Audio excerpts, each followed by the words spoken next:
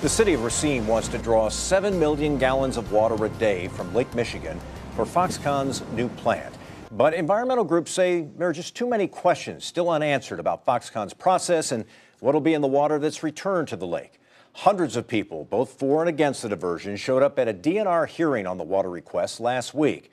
Both Racine and Foxconn say they will clean the water before returning it to the lake. But critics say they're wondering if the water use is even legal. We're talking more about this now with Jody Habish-Sinekin, an attorney with Midwest Environmental Advocates. Thanks so much for being with us today. Thank you. What specifically are your organization's biggest concerns about what Foxconn is talking about doing? We have a number of concerns, but the one that is most first in front at the present time has to do with whether or not the proposal, as it currently is being presented, complies with the Great Lakes Compact. That's the historic agreement that was reached and enacted in 2008 to protect the Great Lake resources. And specifically, what do you think, in what way might it not be in keeping with the Great Lakes Compact? Well, a centerpiece of the Great Lakes Compact is its ban on diversions, which reflects the determination of the region overall to keep Great Lakes water inside the basin, unless certain exceptions can be met, which are very narrowly construed by definition and by provisions. And in the present case, the request to serve Foxconn has a problem with compliance with the threshold requirements of the compact. If the plant were located somewhere close by, a little bit further east, would there be these problems? No.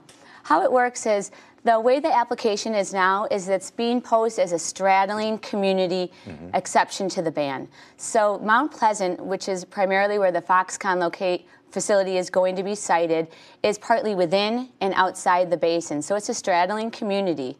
And for communities like that who are seeking to provide water outside the basin, they must meet a threshold requirement, which is that the water be used for public water supply purposes. In the compact, it is carefully defined that public water supply purposes are those provided to a group of largely residential customers. So not private, yeah. Not private. Here it's the opposite. Foxconn is not residential. It's a private industrial complex. One of the other concerns raised the other night is about what will be in the water that is returned to Lake Michigan. Do we know? Is that one of the big questions that you still feel is not resolved? There's a lot of questions that we don't know yet at this present time. That is a big one, and it's a really high concern to people. I heard that again and again by those who testified and came forward with questions at this Wednesday's hearing. All we can do is look to facilities in other parts of the world, Vietnam, China, and try to understand what Foxconn's history has been with regard to the products that it releases and discharges into the environment, its compliance history, and of course any problems that have arisen. There were assurances from the head of the Racine wastewater treatment plant, from the Democratic mayor of Racine, Corey Mason, that you've got my word on it, we're going to make sure that whatever goes into the lake is going to be clean and won't do any damage. Do those assurances from individuals like that make any difference in this discussion? I think it's important to know that Foxconn will be held accountable to state and federal requirements, but it's really important for other questions to be asked in terms of how will the discharge be monitored over the months and years in the future? Who's going to pay for the monitoring? What will happen if there is a problem? Will there be enforcement? Those are questions that really come to the forefront. Where does this go now? I mean, obviously your organization, some of the residents in the area have concerns. How do those concerns get voiced beyond a public hearing? I mean, are there legal options available? Where does this go from here? Those are really good questions. The way things stand now is because it is currently framed as a straddling community exception. Unless and until the proposed site is moved entirely in the basin, the only recourse available, other than asking a lot of questions and trying to understand where and how this will comply with the compact, is for states around the region to ask for a regional review based upon its important precedential effect on the compact. The concern, of course, from a precedent perspective is that the compact is still new. And it's really important that the spirit and the provisions of the compact are strongly upheld.